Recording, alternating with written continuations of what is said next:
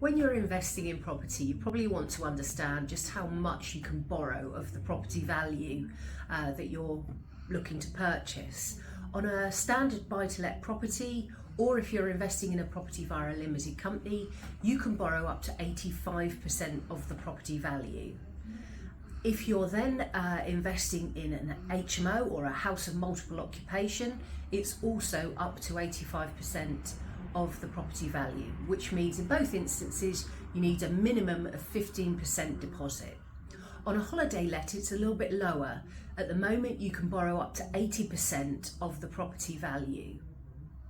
Now, if you're struggling to raise a deposit in cash, there's another way that you might be able to raise the funds, and that is if you own other property that's got a reasonable amount of equity in it.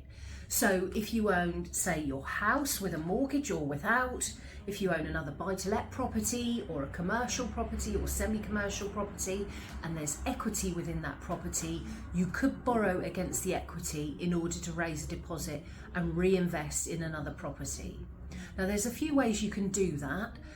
The first one is naturally to remortgage that property and increase the loan on the property, use that extra amount and put it down as a deposit on another property.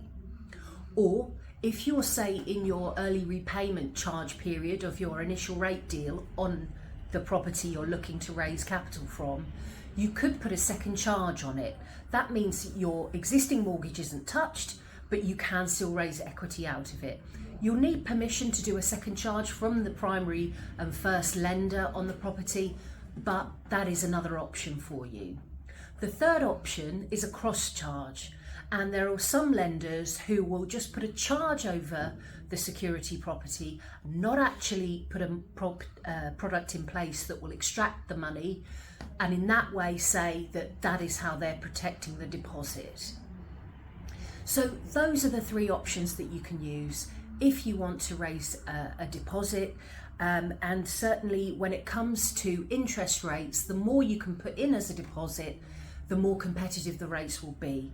And that's because the lender is taking on a lower level of risk the more deposit you're putting in. I hope that's useful, and if you want to discuss investing in property, call our advisors today.